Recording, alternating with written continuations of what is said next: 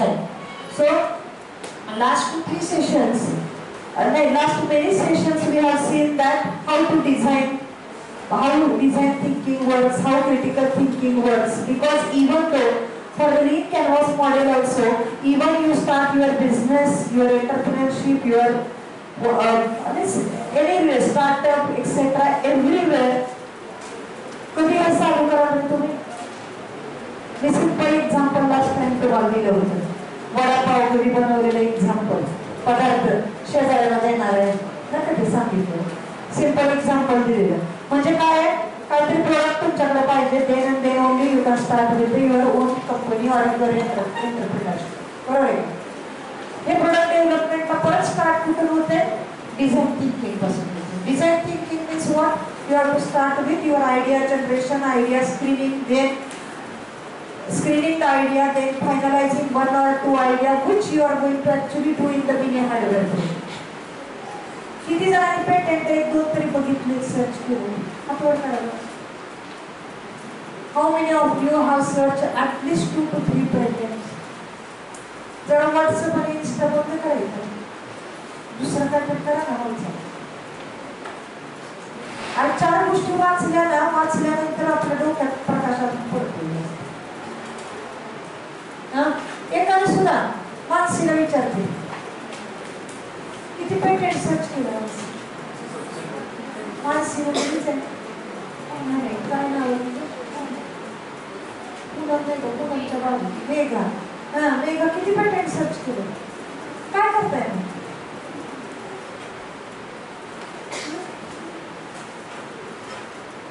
तुम्ही ते सर्च केलं होतं. Whether your title of the mini hardware project is finalized. Here with the topic.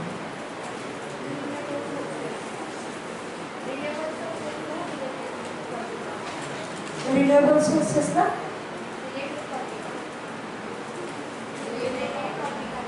Renewable sources related topic है. Renewable sources is too much generalized word. Minimum 1 lakh, more than 1 lakh PhD takes place under that area. Is very vague and very generalized.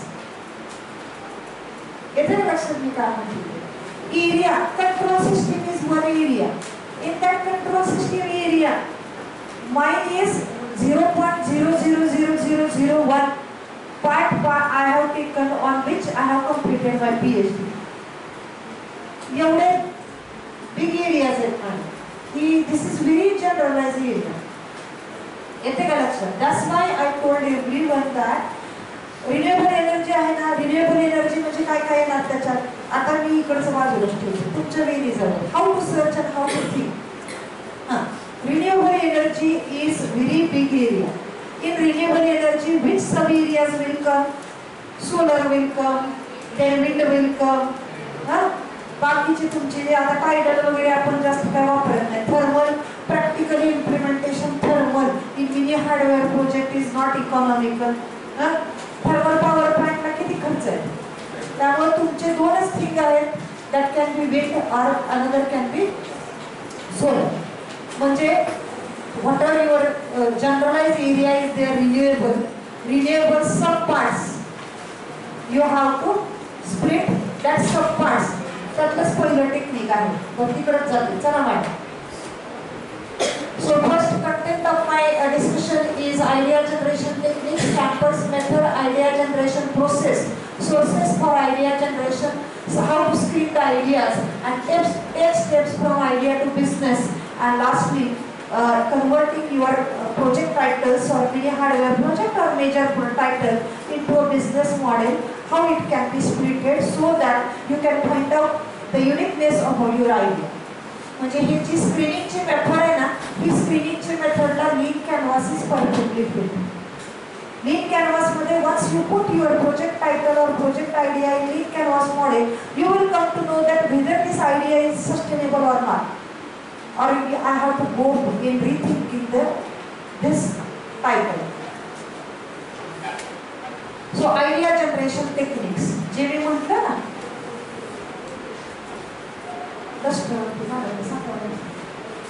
आणि माझ्या पहिल्या ड्रॉवरमध्ये बसतो. Idea generation techniques. This is idea generation technique. Bulb is there. Thinking process you have to start with. So first technique is 5 whys. What are 5 WH questions? Some again. What? Where? Why? These are the 5 WH questions. You should ask. बघा आता तुमचं topic घेते. ते आता मी घेतल्या topic बाजूला नाही. तुमचा topic. First is renewable energy. Is very generalized area. In generalized area, why to use renewable? When to use? Where to use? Where to use means you are finding the solution.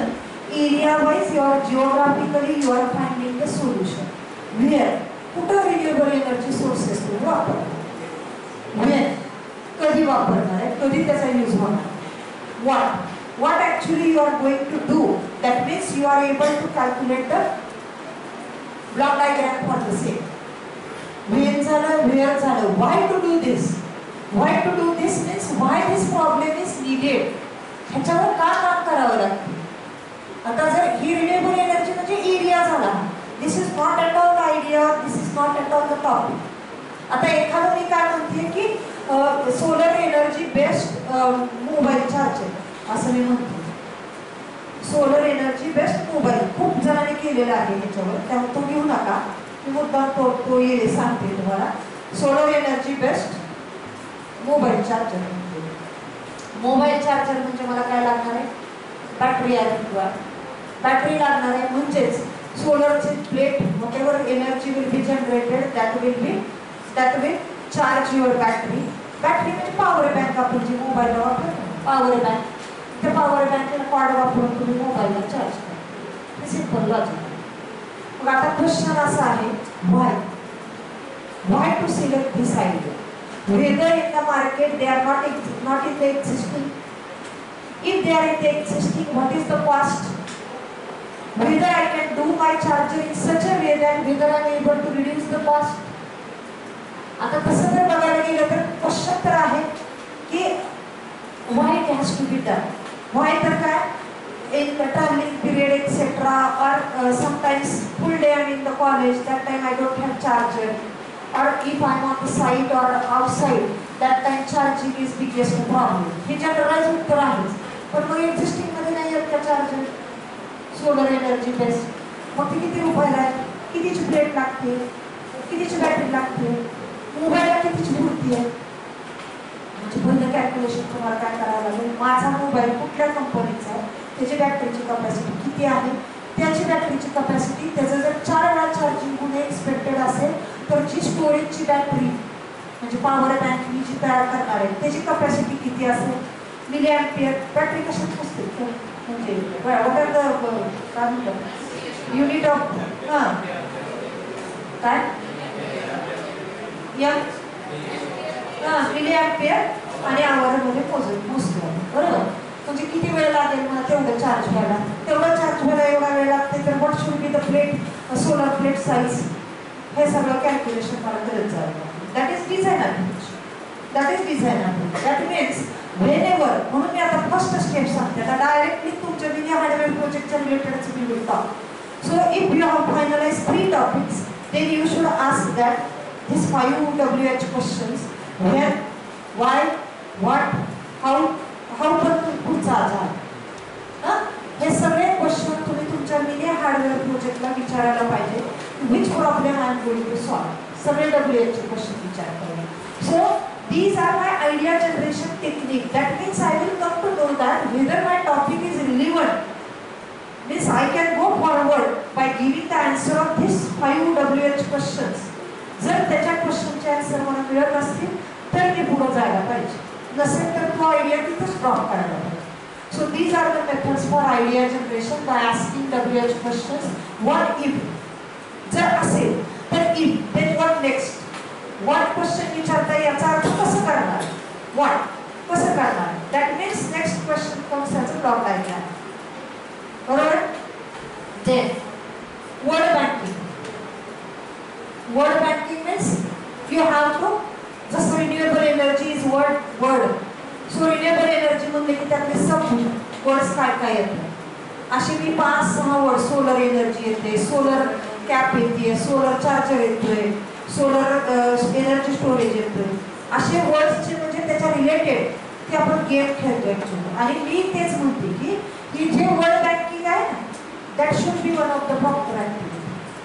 म्हणजे मी तर घ्यायचे माझ्या पोरांच्या म्हणजे जेव्हा मी proper teacher म्हणून काम करायचं. सो इमिजिएटली एक करंट म्हटलं, करंटच्या रिलेटेड पट पट पट पट पॉवर म्हणजे पॉवरच्या रिलेटेडचे 10-15 शब्द ग्रुपनी एका सेकंदात सांगायला पाहिजे. याने आपली thinking process related to that word will get in. Motor म्हणलं की लगेच त्याचं काय येणार आहे, कॉपर स्लिपॉन्सिटी देणार आहे, हिस्टोरिसिस लॉस येणार आहे, एडी करंट लॉस, असे शब्दाचे गेम खेळत राहायचे की आपली थिंकिंग प्रोसेस त्यांनी सुधारत जाते. These are the processes or these are the activities should be conducted during the process. So by word banking you will come to know that again with same topic solar renewable sources renewable sources ना मी सब करते, सब वरनं परत त्याचे solar म्हणजे की त्याच्या सोलरचे काय काय ऍप्लिकेशन येतात त्याला सब करते. मग मी असं करत करत करत गेल्यानंतर मी एखाद्या एकदम बेसिक पार्टला येऊन थांबते. मग त्याच्या रिलेटेड मी पेपर शोधायचा. येते का लक्षात? हे गेम वाईज तुमच्या 3 ग्रुपमध्ये जरी आता प्रोजेक्टचे 3 ग्रुप आहेत ना तशी संध्याकाळी टाइमपास करत असताना मेसला जाता येतात कसली ऍक्टिव्हिटी करतात. It will improve your thought process. येते का लक्षात? पुढचं माइंड मॅपिंग. माइंड मॅपिंग म्हणजे मायरोवरती मी डायग्राम ठेवलं, मायरोवरती डायग्राम करते. माइंड मॅपिंग म्हणजे डायग्राम मध्ये बसवायचे. हे जे वर्ड बँकिंग करते ना तेच काय ते रिन्युएबल सोर्सेस मॅपिंगच्या फॉर्म मध्ये करते. याचे परत सब टायटल असं करत करत करत करत मी बेस काहीतरी आयडिया शोधते, तुझ्या ऍप्लिकेशन शोधते. हे वर्ड बँकिंग म्हणजे नुसतं वर्ड बोलायचे आणि ते कशाच्या कॅटेगरीच्या अंडर येतील म्हणजे ते माझं मॅपिंग करत जाणार. रिन्युएबल एनर्जी म्हणलं तर हायड्रो आहे, सोलर आहे, विंड आहे, टायडल आहे, त्याच्या अंडर पण सोलरच्या अंडर काय काय म्हणजे हे तुम्ही आयडिया जनरेट करायला बेस बेस बेस बेस असं करत जायचं. असं डायरेक्ट किंवा म्हणून मी म्हणते ना तुम्हाला की फेसबुकला जे चॅनलला फॉलो करते ती जुगाड चॅनलला करते मी फॉलो. असे म्हणजे खेळण्यातले पण अशी इन्स्ट्रुमेंट कळले जातात की ज्याच्यात इलेक्ट्रिसिटी जनरेट करता येईल. तो कन्सेप्ट तुम्हाला लार्ज स्केलवर वापरता येईल का मी तसं बघत असते. मला त्याच्यात रिलॅक्स झालं म्हणजे तसं जर थिंकिंग केलं तर त्याच्यावर आपल्या म्हणजे ते जुगाडवाले गेम आहेत. पण how jugaad games can be touched with technology और युअर इलेक्ट्रिकल इंजिनिअरिंग कन्सेप्ट याला ह्याचं मॅपिंग केलं तर मग तुमची थिंकिंग प्रोसेस काय होते अजून चांगली येते का. यूज ऑफ सोशल मीडियाज म्हणजे तेच मी हे कुठल्या फेसबुकच्या एका चॅनलला मॅटलॅबच्या एका डिझायनिंगच्या रोबोटिक्सच्या वगैरे चॅनलला मी सबस्क्राईब केलेलं आहे. त्यामुळे रोबोटिकमधलं काय नवीन आले आणि not only this suppose somebody is stuck in some problem or some project ते त्याच्यावर शंका विचारते हे जर असं असेल तर कसं करता येईल त्याच्यावर अजून 2 लोक सोल्युशन देतात. तुम्ही मॅथ्समध्ये if you have log in then you will come to know that whatever area you are working there are many persons are asking the question, some are giving solutions, sometimes that solution may be helpful to us. म्हणजे this will help for idea generation. Your social media also will help in idea generation technique. Rapid ideation म्हणजे rapid fast ideas मला एकामागे एक जातात त्याला थोडं वाचन करावं लागतं त्याच्यात तुमच्या आयडियाज तुम्हाला जनरेट होऊन जातात. रिव्हर्स ब्रेनस्टॉर्मिंग मी आता काय करत होते 1 तास माहिती yesterday Mukesh called me, one of our alumni, she has her own company, she is selling some electronics product. मी असा विचार केला की किती रेंज आहे ते मला मगाशी तुला फोन आला होता बघितलं काय 1000 रुपयाचे आहेत काय 700 रुपयाचे आहेत काय 800 रुपयाचे. मी आता कडे सरांना तेवढ्यासाठी बसवले घ्या म्हणून 4-5 सगळे डिस्मेंटल करा सगळे डिसमेंटल करा. मला इलेक्ट्रॉनिक्स बद्दल I not confident about much about electronics. नाही ना, जाऊन 200 रुपये.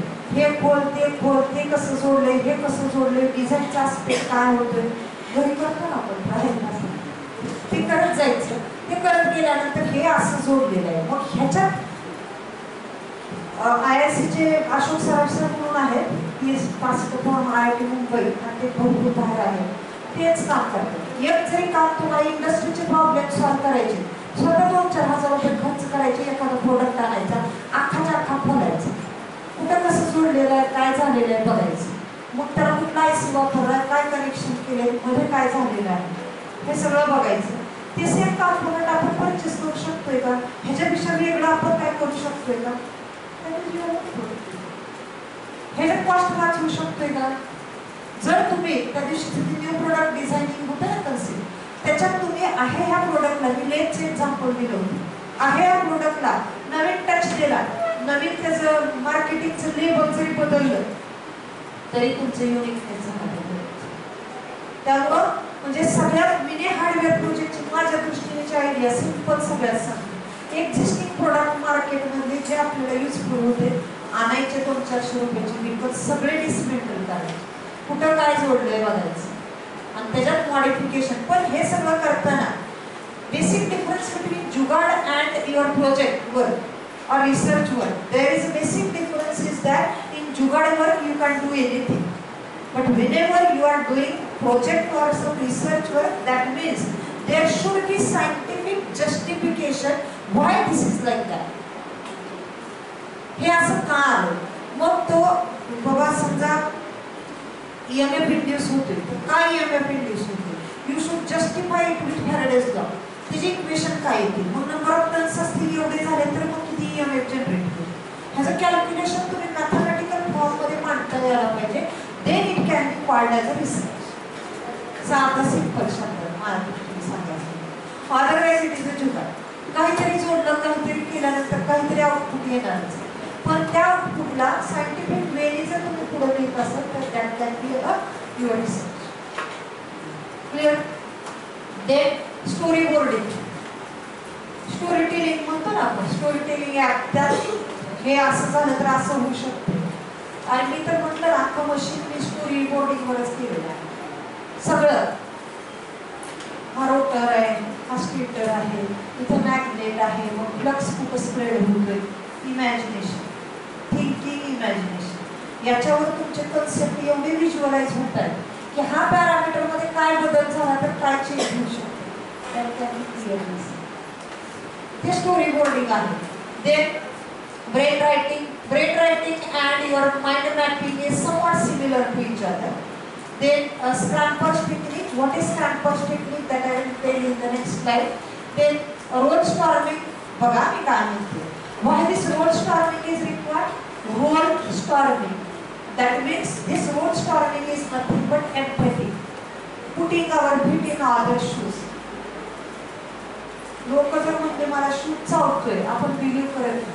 स्वतःचा दुसऱ्याचा शूज पायात घातला, आपल्या पायाला चावल्यानंतर कळतं की काय पेन असते, तोपर्यंत कळत नसते. त्याच्यामुळं रोल स्टॉर्मिंग मध्ये त्या रोलमध्ये जायचं. Then you will understand the pains of the customer about the product buying or about the quality or performance of the product. त्याच्यासाठी त्याच्या रोलमध्ये जाऊन विचार करावा लागतो की कस्टमरचं काय एक्सपेक्टेशन असेल एखादी गोष्ट खरेदी करायची. Then what will not work? This will again link to your WH question. What will not work? म्हणजे हे जर असं केलं तर काय होईल आणि नाही केलं तर काय होईल. So what will not work? On that also you have to think. Then SWOT analysis. That generally that day I came in the Proctor, I told that every individual, this is one product. After passing out, I am selling this product to industry. तुम्ही म्हणजे एक प्रोडक्टच आहे. कॉलेजच्या दृष्टीने you are one product and we are selling this product to industry for getting the money. Of course money is getting to you, not to the college. हा वेगळा difference आहे. But this is a product. So for that product to get finish the product, after 4 years we are are delivering. म्हणजे त्या प्रॉडक्टला shape आणण्यासाठी आम्ही 4 वर्ष 40 subject मधनं त्याला तासून घेतलं. म्हणजे पास होतोय का म्हणजे त्याच्यासाठी even every product you have to do the every individual you have to do the SWOT analysis. What is SWOT analysis करते प्रॉक्टर मध्ये. Strength, weaknesses, opportunity and challenges. Challenges means what are the opportunity ला मी कसं challenge म्हणून बघेन किंवा challenges मी कसं opportunity मध्ये कन्वर्ट करेन हे प्रत्येकाचं. म्हणून yesterday that day I went to Proctor and I told that when session is there, introduce about yourself is the TPO's activity. In that, instead of telling what my mother is doing, what my father is doing, what is my family, how many brothers sisters I have, instead of that you should focus more on the SWOT analysis. So even whenever you are, आता हे SWOT analysis individualचं नाही करायचं. हे सगळं कशाच्या related चालले 3 project ideas that you have shortlisted. You have to do the SWOT analysis of that idea. कसं SWOT analysis करणार आहे ते लीन कॅनव्हास. काय प्रोडक्टची क्वालिटीज आहेत, कुठे ते प्रोडक्ट चालू शकते, what are the opportunities in the product, in which market this opportunities are there, what are the threats. Threats आहेत म्हणजे भीती कशाची आहे, वेअर म्हणजे फेल्युरिटी काय असू शकते. Then gap filling. So where are the गॅपसाठी आपण काय करतो, मार्केटिंग, चॅनलायझेशन, फीडबॅक त्या दिवशी सांगितलं पदार्थाचं. The Scamper method is a successful method used to for creative thinking. The Scamper technique, the name is Scamper is yes substitute. Substitute म्हणजे काय म्हणते बघा, this is one product. How Scamper चे 5 जे आहेत ना वर्ड 6 किती आहेत, 7 वर्ड आहेत ना, त्या प्रत्येकाचा मीनिंग आहे substitute. How I can substitute this product with another product. That can be new idea generation or new product development idea. Then second is the combine. So 1 or 2 products shall I combine so that my product will be unique. Thinking over that. आणि हे सगळं मी जे काय बडबडते ते बडबडताना सगळं link कशाला करायचे, 3 टॉपिकला करायचे. तेवढ्यावरच फक्त विचार करा. बाकी बिझनेसचा काही विचार करू नका. 3 प्रोजेक्टच्या टायटलचा विचार करा आता सध्यासाठी. सो वेदर परत बघा, रिन्युएबल एनर्जी मॅडम, रिन्युएबल एनर्जीचं एखादं ऍप्लिकेशन काढलं. आता दुसरं त्याचंच एक एक्झाम्पल सांगते. सोलर कॅप आहे बघितलं असेल, solar cap.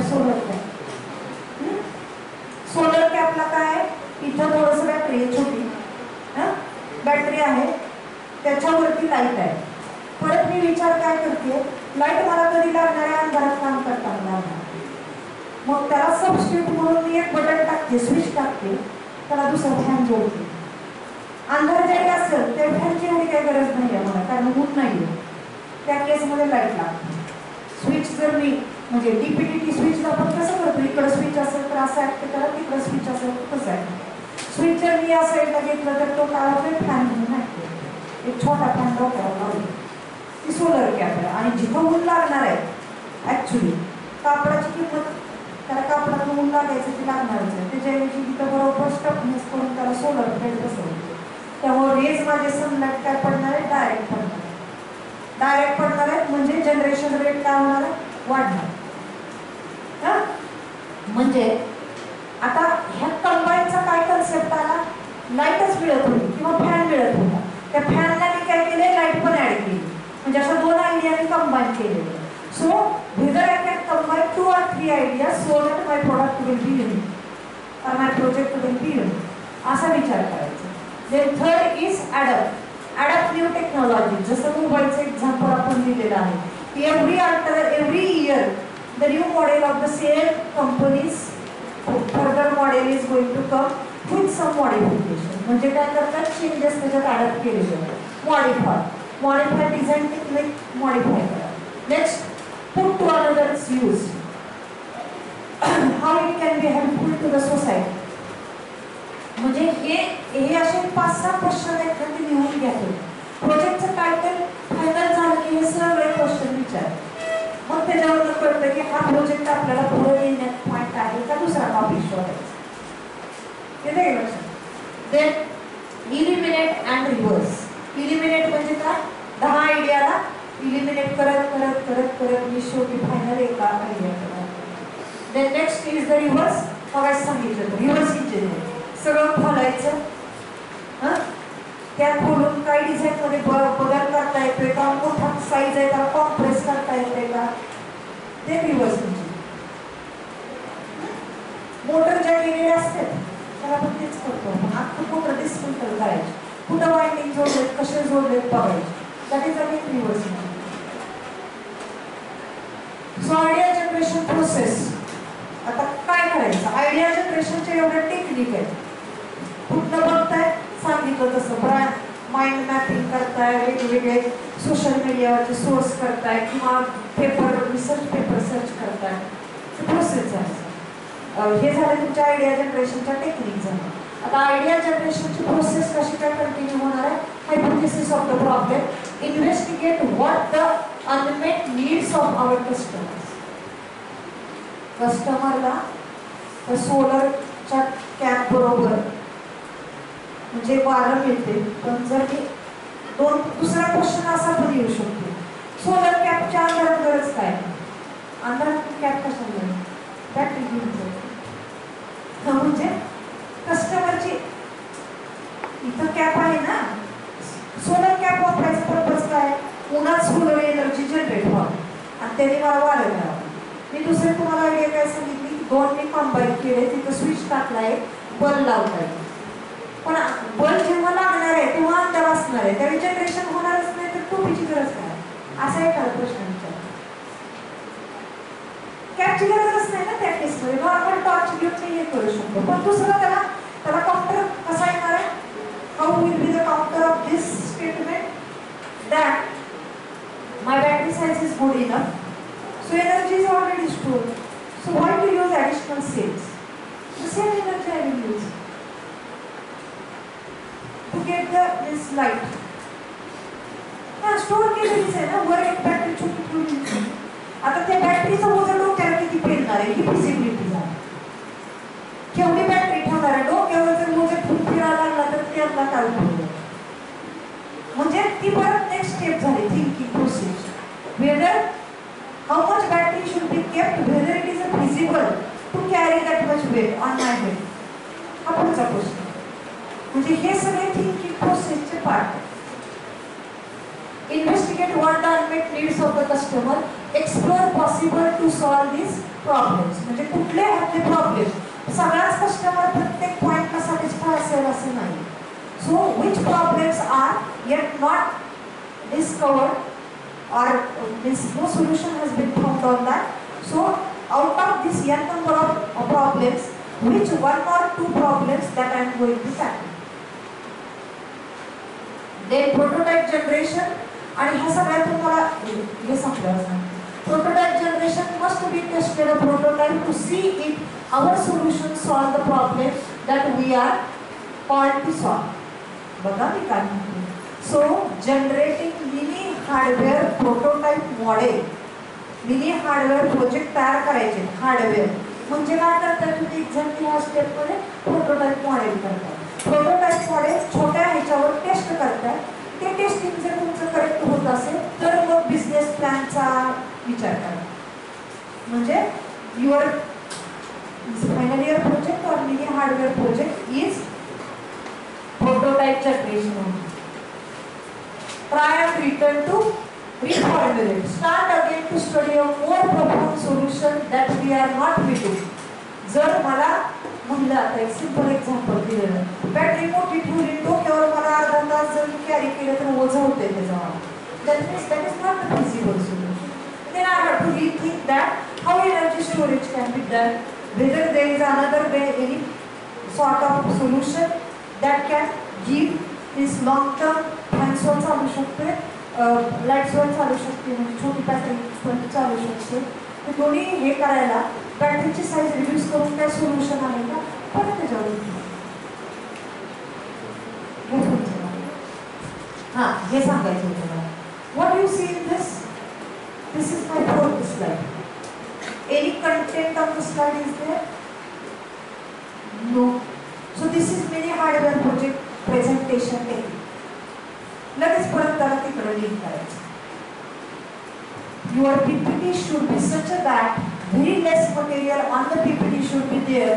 By seeing the diagram, you will not understand anything. You must listen to me only. म्हणजे तुम्ही माझंच ऐकायला पाहिजे. तिकडे काय काय असेल तुम्हाला दुसरं ते चित्र कलरफुल काहीतरी दिसेल. But with that you should not get, nobody should get any reference of that.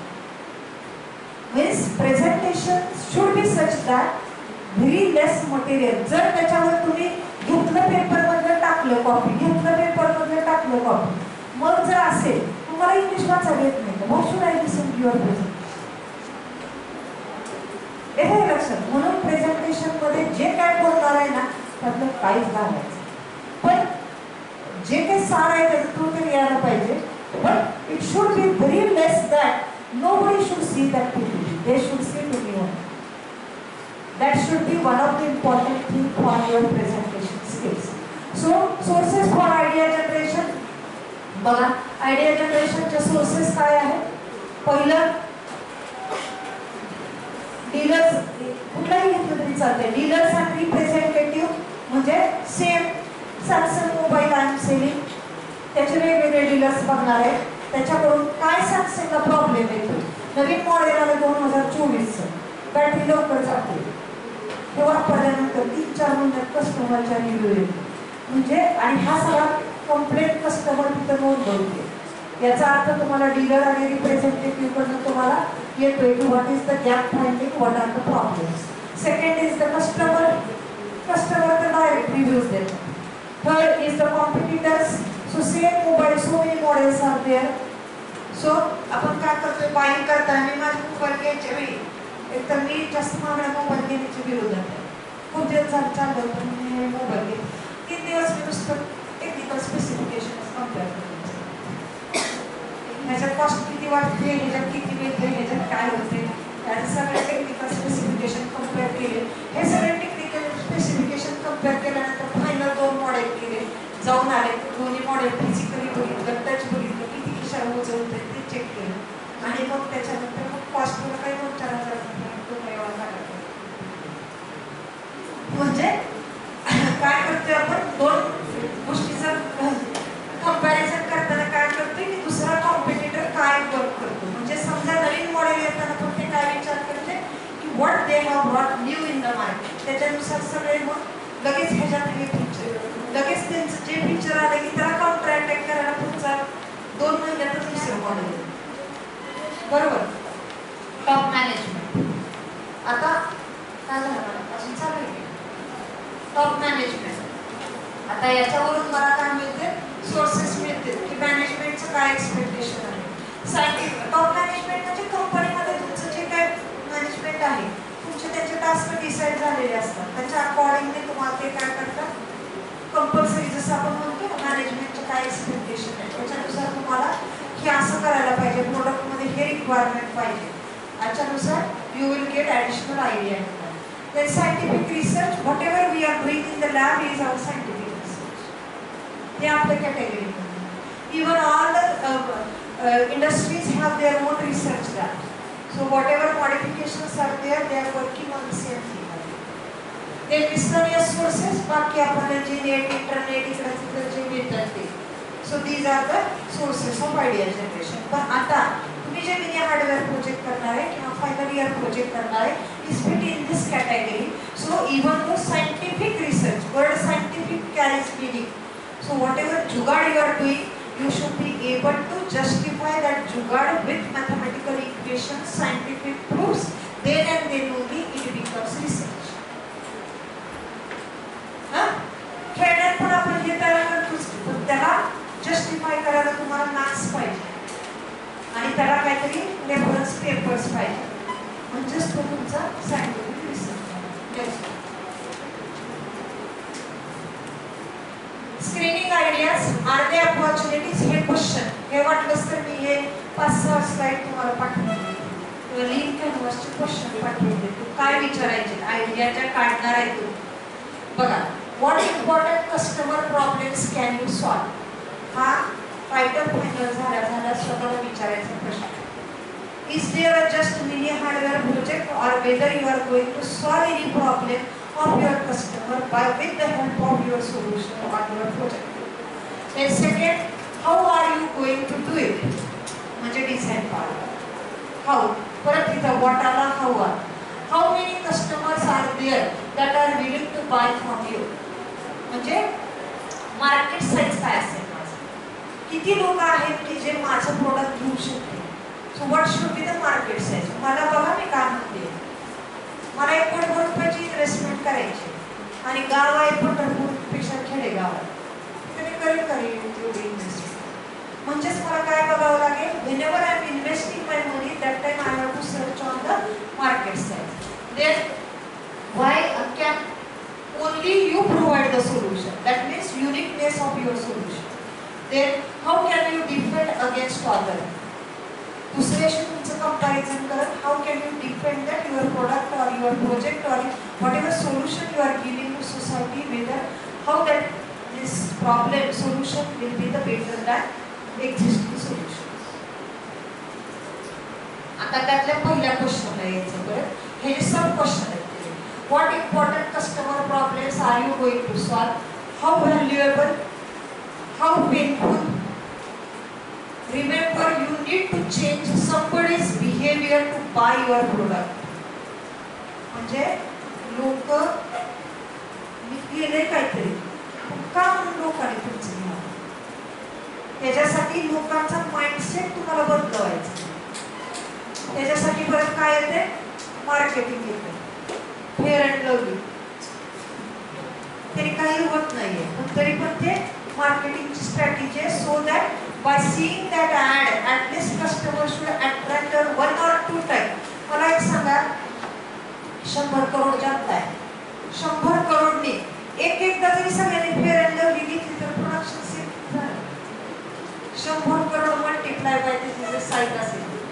एकदा जरी घेतलं ॲड बघून, ॲड बघून एकदा जरी घेतलं तरी तुमचं मार्केटचा साईज काय.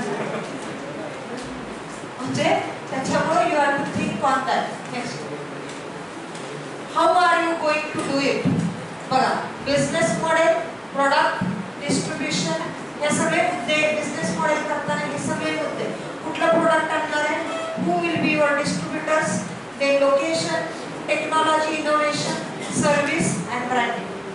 हे सगळे तुमच्या बिझनेस मॉडेल मध्ये म्हणजे लिंक कॅनव्हास मध्ये points. How many customers are there that are willing to buy from you? How many customers are there?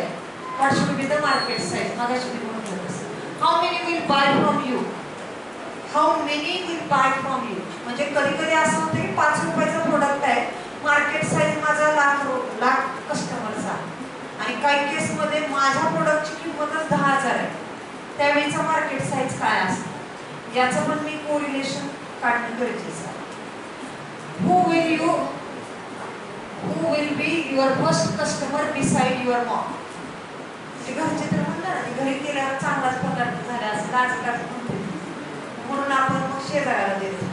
त्यामुळं besides your mom, who is your first customer, आणि friends वगैरे सोड बाहेरच्या माणसाला जर तुम्ही तुमचा प्रोडक्ट विकायला म्हणजे त्याला कन्व्हिन्स करायला हे झालं तर मग त्या प्रोडक्टमध्ये काहीतरी दम आहे किंवा आपल्या त्या आयडियामध्ये काहीतरी दम आहे असं म्हणतो.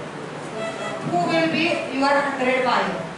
म्हणजे 100वा तुमचा कस्टमर कोण असेल. Why can only you provide the solution? How are you unique? What do you provide that nobody else can do? म्हणजे हे सगळे जे प्रॉब्लेम आहेत आणि जे सगळे क्वेश्चन आहेत, तुम्ही कुठल्या पण प्रोजेक्ट कॉम्पिटिशन मध्ये पार्टिसिपेट करतानाचे पहिला क्वेश्चन तोच. So how your idea is unique from other and what should be your uniqueness in solution. Next, how can you depend against others.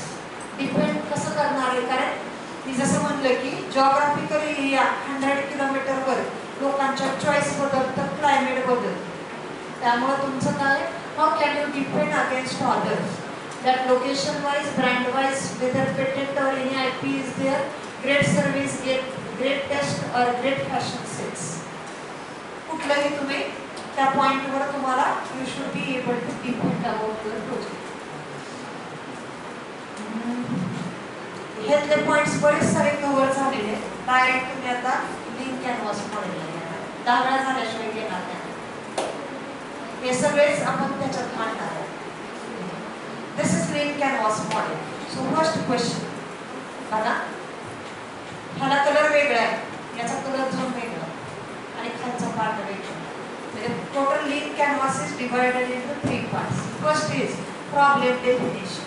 Problem definition means, आता तुम्ही हार्डवेअर प्रोजेक्ट मध्ये तुम्हाला तोच प्रश्न येणार आहे. Problem definition, defining a problem. मग त्याच्यात काय लिहाल तुम्ही? प्रॉब्लेम डेफिनेशन म्हणजे काय, एक्झॅक्टली काय प्रॉब्लेम आहे. म्हणजे हा डस्टर आहे ना, हा डस्टर, हे एक्झाम्पल, हे डस्टर यूज करताना मला काय प्रॉब्लेम आहे, ह्याच्यातली लवकर धूळ सगळी आत साठून राहते, त्यामुळे नेक्स्ट टाइम पुस्तक हा त्रास होतो. हा एक वन प्रॉब्लेम आहे ह्याच्यात. किंवा ह्याची झीज एवढी फास्ट होते, हे आता ही झीजतच नाही कारण की सगळी डस्ट त्याला अशी साठवून राहते. चांगला क्वालिटीचा स्पंज असला तर काय होते, त्याची झीज होते. झीज झाली की काय होते, माझं प्रोडक्टची लाईफ कमी होते. म्हणजे असं हे 1, 2, 3, 4 जे काही प्रॉब्लेम आहे. So what is my problem definition? Then how I am going to tackle these problems, so what should be the my solution? Then third is what are the key matrices? म्हणजे याच्यातले pointers काय काय आहेत त्या प्रॉब्लेमला I am going to tackle. हे झाले scientific design base, हे झालं सगळं. आता इकडे हे तुम्हाला बिझनेस मध्ये पुट करायचं. म्हणजे what are the unique advantages, then what are the channels, म्हणजे मला ब्रँडिंग करायला माझे चॅनल्स काय, ते कस्टमर सेगमेंट, तुमचे कस्टमर कुठले कुठले असतात. आता ह्या सगळ्याला त्या मुलांनी तेच टाकलेली ते जे आहे ना पेपर रिसायकलिंग मशीनचं त्या दिवशी सांगितलं. They have put this total project into link canvas model. कसं केलेलं आहे ते आता आपण बघूया आणि काय क्वेश्चन त्याला विचारलं.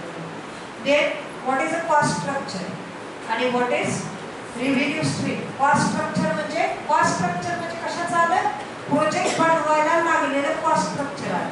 आणि त्याच्यानंतर जे काही प्रोडक्ट तुम्ही करणार आहे ते सेल केल्यानंतर जे काही रेव्हेन्यू जनरेशन होणार आहे. सो हे आणि इथं तुमचं चॅनल आणि कस्टमर सेगमेंट कळल्यानंतर तुमची एका युनिटची कॉस्ट किती आहे त्याच्यानुसार एवढे प्रोडक्शन माझं दिवसाला होईल तर how much revenue will be generate.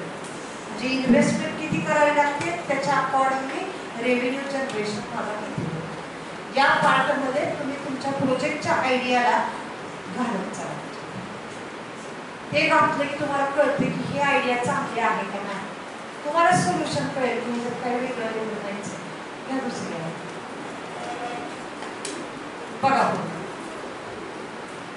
Mobile आणले गेले मोबाईल आणले गेले पुढं बघा.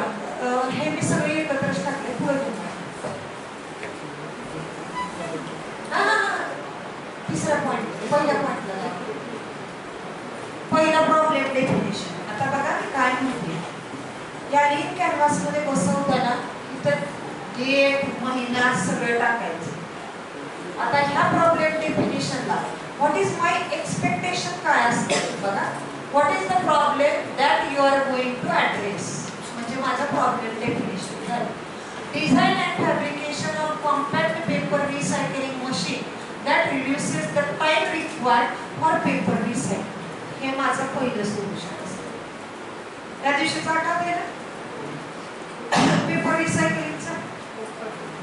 तर पहिलं सोल्युशन माझं काय असणार आहे, इथल्या इथंच मी पेपर रिसायकलिंग करते त्याच्यामुळं टाइम माझा वाचवतो. म्हणजे इथून तो दुसरीकडे द्यायचा, तिथं रिसायकलिंग होऊन परत इकडं आणायचा, तो टाइम रिड्यूस करणं हे माझं पहिलं प्रॉब्लेमवर. म्हणजे which problem that I am going to address this is the first problem.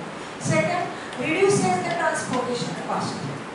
या प्रॉब्लेमला मी म्हणजे इथून तिकडं कागदाची किंमत एवढी कमी आहे, ट्रान्सपोर्टेशन कॉस्ट मला जास्त होते.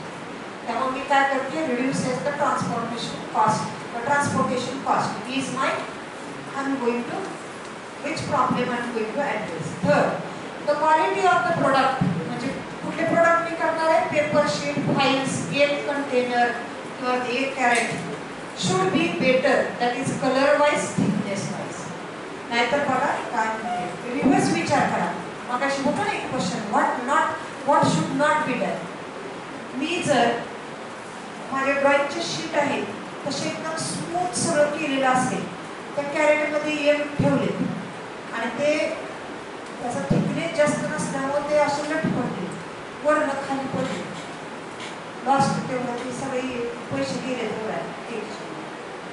येते का लक्षात? म्हणजे मला काय करावं लागेल की तो एक कॅरेट उचलून दुसऱ्या ठिकाणी न्यायला ते सस्टेन राहायला पाहिजे. म्हणजे मला काय करावं लागेल, the quality of the paper, कशाचं, म्हणजे जे रिसायकल केलेला पेपर आहे त्याच्यातून मी प्रोडक्ट काय तयार करते, पेपर शीट तयार करते, फाईल्स, एक कंटेनर वगैरे असं तयार करते. तर त्याचं कलर, क्वालिटी, थिकनेस सगळं कस्टमरच्या सॅटिस्फॅक्शन प्रमाणे करायला पाहिजे. क्लिअर? आता ड्रॉइंग शीट काढते मी, त्याच्यावर पेन्सिलने असं करते, तर ते कागद फाटायला लागला, काय उपयोग नाही ना, कोण यूज असतो कागद. म्हणजे याच्यावर मला which problems I am going to address, हा पहिला पॉईंट आहे. सेकंड बघा, for whom are we creating the value, म्हणजेच कस्टमर सेगमेंट. आता त्याला एक कॅनव्हासकडे जावं, पुढे जावं.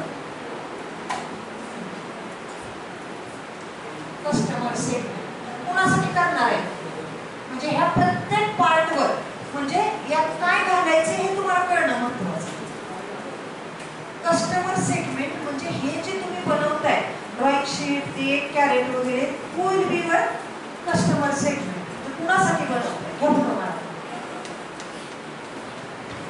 कुणासाठी बनवते मी, कॅरेट जर बनवत असेल तर फार्मर्ससाठी, स्कूल, कॉलेजेस, ऑफिसेस.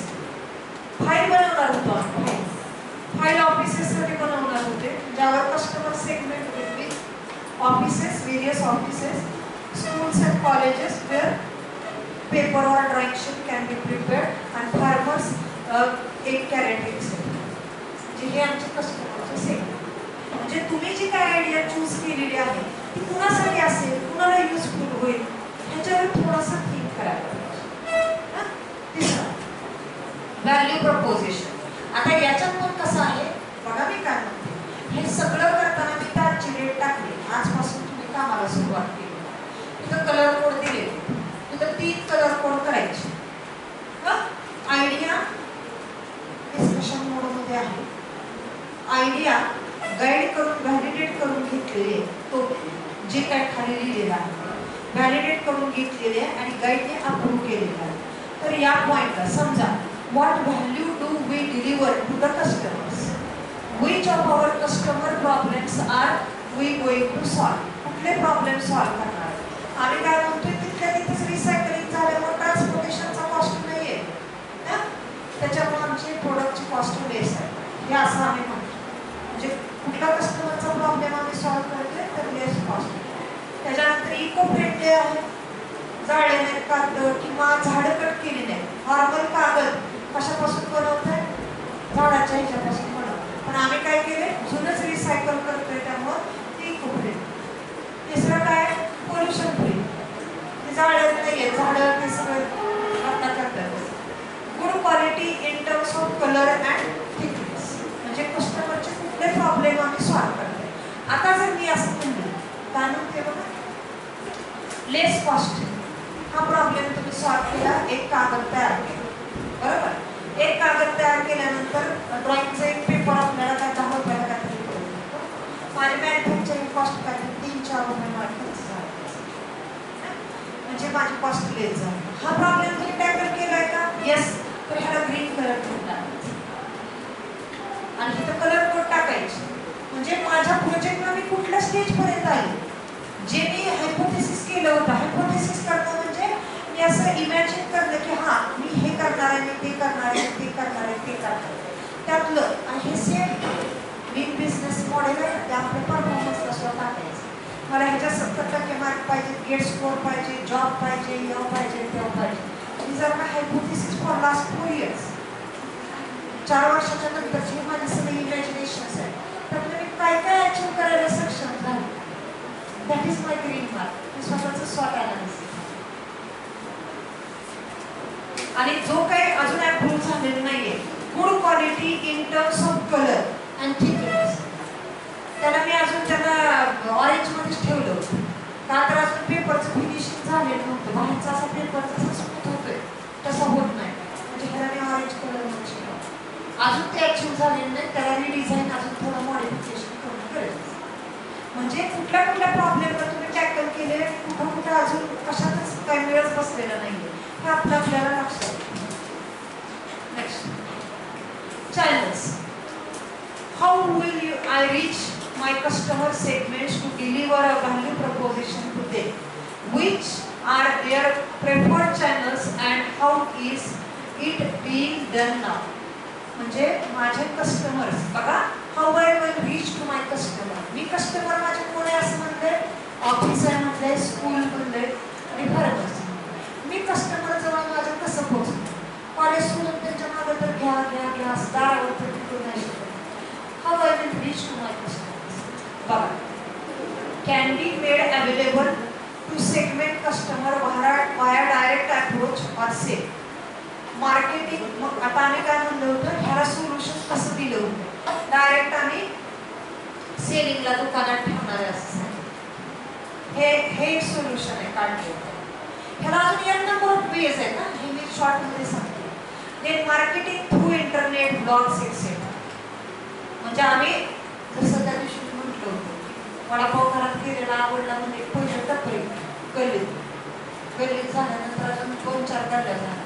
त्याच्यानंतर मी काय करते, नेटवर टाकते की डिलिव्हरी प्लेअर होम डिलिव्हरी. ही नेक्स्ट स्टेप झाली.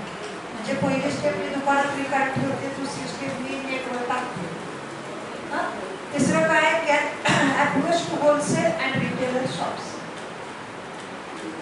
म्हणजे डायरेक्ट म्हणजे हे पहिलं राहील, चुकलं सांगायचं. पहिलं म्हणजे काय करते, मी बल्कमध्ये आपण जसं होलसेल म्हणून भाज्या आणायला गेल्यावर कसं डायरेक्ट काय तसं डायरेक्ट बल्कमध्ये मी सेल करते. नाहीतर मग दुकानाला थ्रू घ्या किंवा मग नेट वगैरे थ्रू घ्या. Next, solution. काय काय देणार आहेत सोल्युशन? मी पेपर फाईल देणार आहे, ड्रॉइंग शीट्स देणार आहे, एक कॅरेट देणार आहे, पेपर शेडिंग देणार आहे. म्हणजे तुकडे पेपर शेडिंग कशासाठी देणार आहे बघा. मी काय म्हणते, माझ्या ह्याच्या खाली ठेवलेला, प्रेसच्या खाली ठेवलेला, कॅरेट मशीनमध्ये ठेवलेला पेपर असेल कसा पण शेडचा असेल, मी त्याला या साच्यामध्ये कट केले. आजूबाजूचं सगळं रिकामच राहिलं. ते रिकाम राहिलेलं ट्रान्सपोर्टेशनमध्ये फुटू नये वगैरे म्हणून असं लावतील ना, कागदाचा असं सगळं कचरा, म्हणजे त्याला सपोर्ट देण्यासाठी. ते पेपर शेडिंग कशी पण कागदाचे तुकडे विकणार शिल्लक राहिले. हे त्यांचे expectation. Key matrices. What matrices will I track for this project to ensure it to be successful and in control? Good quality product. कारण शेवटी कसं आहे, कागद तर ऑलरेडी पेपर इंडस्ट्रीज एक्झिस्टिंग मध्ये आहेतच. माझं एक्सपेक्टेशन काय असणार आहे, प्रोडक्ट कलर चांगला पाहिजे, त्या कागदाचा थिकनेस व्यवस्थित पाहिजे आणि सगळ्यात महत्त्वाचं काय, लेस कॉस्ट पाहिजे. म्हणजे माझं की मॅट्रिसेस काय असणार आहे, कॉस्टवर माझा भर आहे. आणि दुसरे सोल्युशन ऑटोमॅटिकली मिळणार आहेत. म्हणजे कुठले, इको फ्रेंडली, एन्व्हायरमेंटल सस्टेन होणार आहे, जाळणार नाहीये, ट्रान्सपोर्टेशन कॉस्ट कमी होणार आहे. म्हणजे ट्रान्सपोर्टेशन कॉस्ट कमी झाली, मॅन्युफॅक्चरिंग तर साईटवर येते, रॉ मटेरियल कुठे मिळते, साईटवर मिळते. म्हणजे ओव्हरऑल कॉस्ट माझी प्रोडक्शनची काय झाली.